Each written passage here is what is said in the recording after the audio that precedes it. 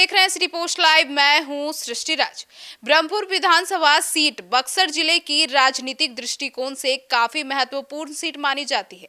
अब 2020 में बिहार विधानसभा चुनाव में इस सीट को लेकर क्या हुआ था और 2025 में क्या नतीजे आ सकते हैं, इसके ऊपर विस्तार में बातचीत करने के लिए हमारे साथ उपस्थित है सिटी पोस्ट लाइव के चीफ एडिटर श्रीकांत प्रत्युष। तो सर, अब इस बार इस सीट को लेकर क्या समीकरण बन रहे हैं?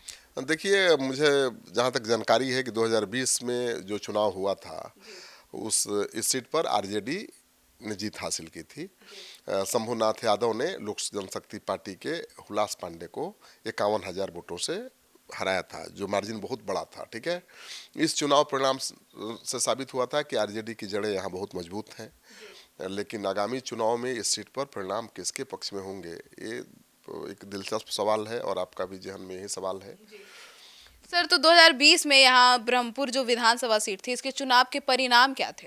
वही मैंने बताया कि करीब 50,000 51,000 के मार्जिन से हुलास पांडे हार गए थे।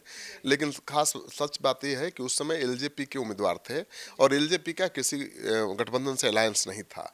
तो ब्रह्मपुर सीट पर 2020 के चुनाव में 48% मतदान हुआ था।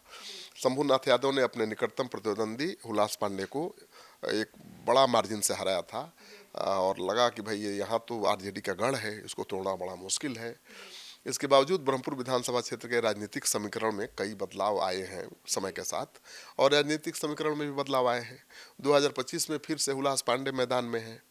इस बार एलजेपी एनडीए के साथ है। तो पिछली बार और इस बार में बड़ा फर्क है, क्योंकि इस बार वो एनडीए के उम्मीदवार हैं, पिछली बार वो एलजेपी के उम्मीदवार थे।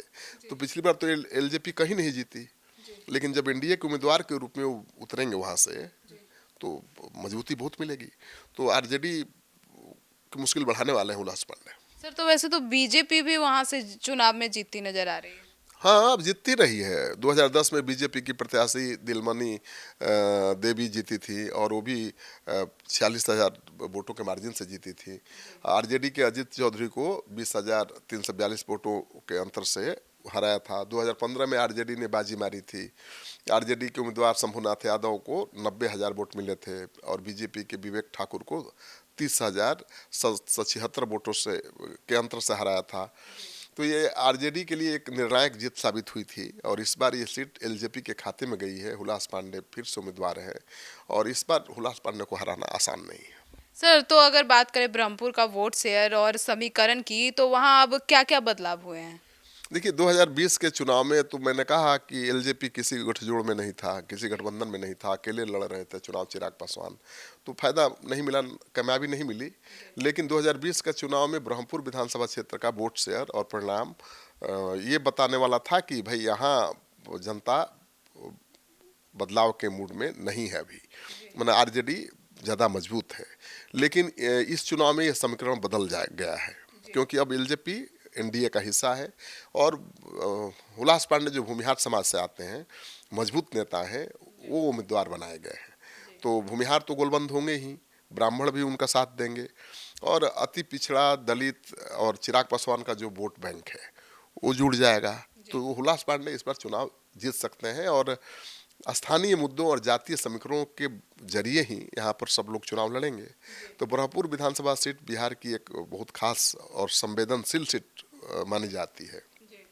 पिछले चुनाव में आरजेडी की जीत के बावजूद आगामी चुनाव में जो कुछ भी होगा वह जनता के दिल में गहरी छाप छोड़ेगा और हो सकता है कि फिर से बीजेपी का झंडा यहाँ फहरा जाए। अब एलजेपी जीतेगी तो बीजेपी का ही न हुआ, एनडीए का झंडा फहरा सकता है। वैसे पिछले चुनाव में शाहाबाद में तो पूरा एनडीए साफ हो गया था और इस बार बहुत तैयारी है एनडीए की। तो उम्मीद है कि इस बार सफलता मिल सकती है और राजनीतिक विश्लेषक के रूप में हम कह सकते हैं कि भाई हुलास पांडे जातीय समीकरण और राजनीतिक समीकरण के हिसाब से आरजेडी पर भारी पड़ते दिखाई दे रहे हैं।